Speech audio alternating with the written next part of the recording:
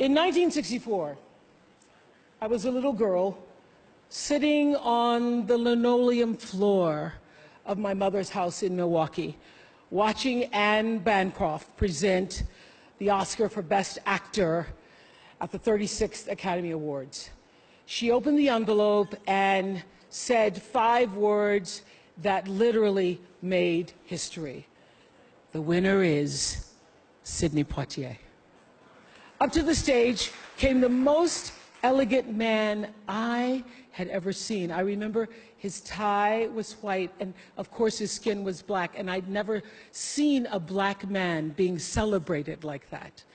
And I have tried many, many, many times to explain what a moment like that means to a little girl, a kid watching from the cheap seats as my mom came through the door, bone-tired from cleaning other people's houses. But all I can do is quote and say that the explanation in Sidney's performance in Lilies of the Field, amen, amen, amen, amen. In 1982, Sidney received the Cecil B. DeMille Award right here at the Golden Globes, and it is not lost on me that at this moment, there are some little girls watching as I become the first black woman to be given the same award.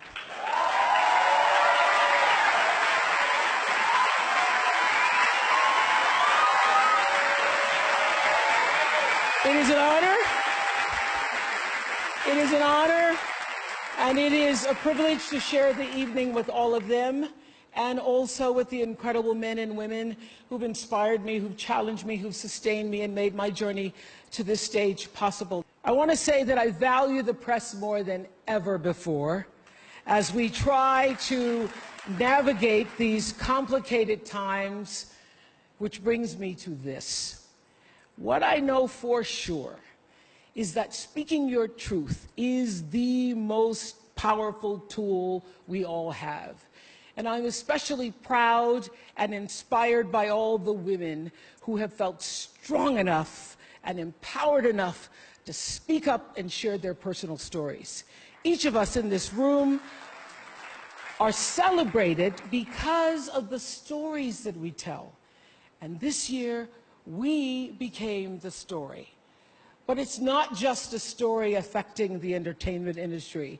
It's one that transcends any culture, geography, race, religion, politics, or workplace. So I want tonight to express gratitude to all the women who have endured years of abuse and assault because they, like my mother, had children to feed and bills to pay and dreams to pursue.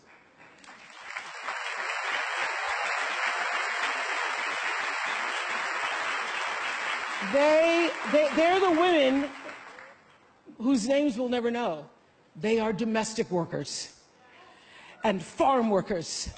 They are working in factories, and they work in restaurants, and they're in academia and engineering and medicine and science. They're part of the world of tech and politics and business. There are athletes in the Olympics, and there are soldiers in the military. And there's someone else, Recy Taylor.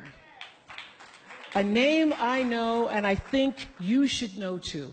In 1944, Recy Taylor was a young wife and a mother. She was just walking home from a church service she'd attended in Abbeville, Alabama, when she was abducted by 6 armed white men, raped and left blindfolded by the side of the road, coming home from church. They threatened to kill her if she ever told anyone. But her story was reported to the NAACP, where a young worker by the name of Rosa Parks became the lead investigator on her case. And together, they sought justice. But justice wasn't an option in the era of Jim Crow. The men who tried to destroy her were never persecuted. Recy Taylor died 10 days ago, just shy of her 98th birthday. She lived, as we all have lived, too many years in a culture broken by brutally powerful men. For too long, women have not been heard or believed if they dared to speak their truth to the power of those men. But their time is up.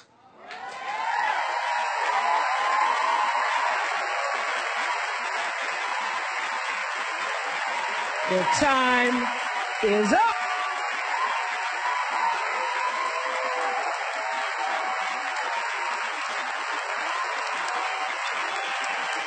Their time is up. And I just hope that Reese Taylor died knowing that her truth, like the truth of so many other women who were tormented in those years, and even now tormented, goes marching on. It was somewhere in Rosa Parks' heart almost 11 years later when she made the decision to stay seated on that bus in Montgomery. And it's here with every woman who chooses to say, "Me too." And every man who chooses to listen. In my career, what I've always tried my best to do, whether on television or through film, is to say something about how men and women really behave, to say how we experience shame, how we love and how we rage, how we fail, how we retreat, persevere, and how we overcome. I've interviewed and portrayed people who've withstood some of the ugliest things life can throw at you, but the one quality all of them seem to share is an ability to maintain hope for a brighter morning, even during our darkest nights.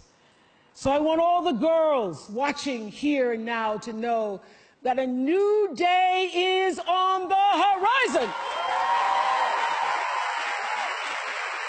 And when that new day finally dawns,